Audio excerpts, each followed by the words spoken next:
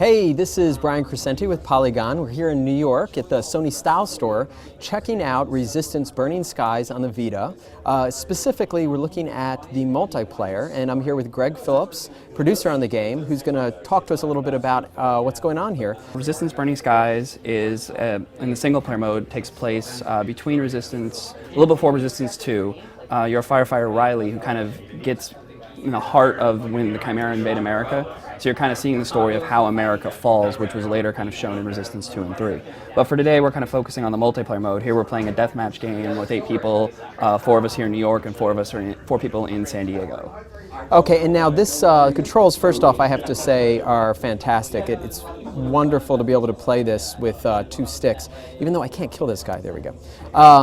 So some of the other cool things about this, besides obviously having 2 thumbsticks to control with, is that there are both touchscreen and back touch controls.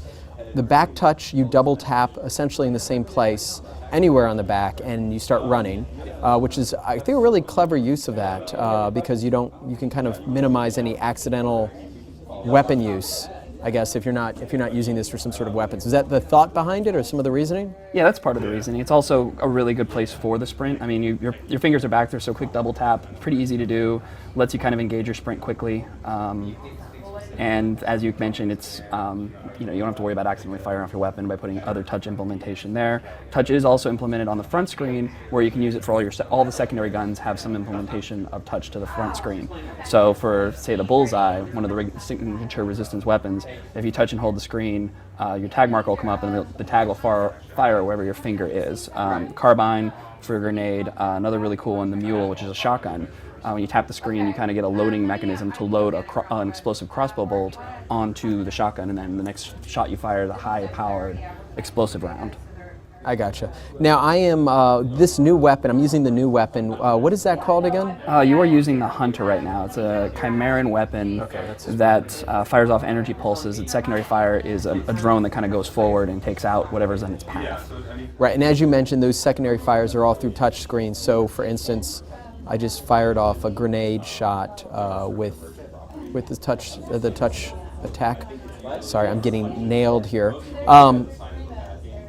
The game supports up to 8 players? 8 players online, yeah. What modes in total do you think will be on this? Can you guys talk about There will be modes? 3 modes. There'll be a deathmatch, a team deathmatch, and a mode called survival. We're not really talking about survival today, and so right now we're just running kind of a standard deathmatch. But deathmatch, team deathmatch, kind of standard shooter fare, stuff that's very familiar to people.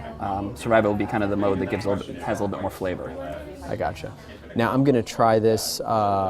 What is are these? How many weapons do you think, or can you talk about how many weapons will be in the game total when it launches for multiplayer? There'll be a good number of weapons. I don't think we're saying not saying the exact amount right now, but there's a good number of weapons in the game right now. Good mixture of kind of returning Resistance fare, like your bullseye, your carbine.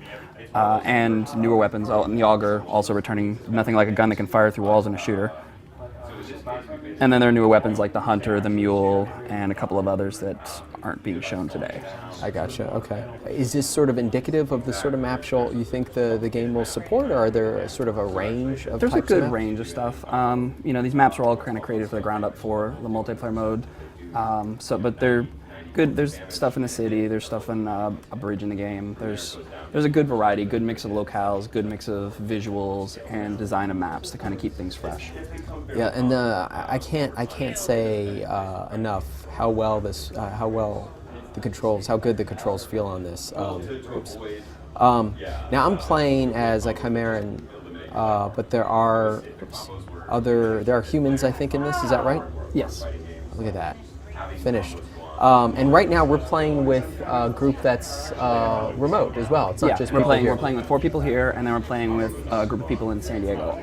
Okay, so this is a good look at what a network game would be like. I mean, there were no hiccups in this that I saw. This is a good example of what the Vita can do with online play. So there's also kind of unlockable stuff. As you play, you gain experience points and levels, and you can use those levels to unlock new guns, upgrades for your guns, kind of abilities, passive and active, new grenades. So there's a good variety of stuff in this game to unlock and progression to kind of keep players going.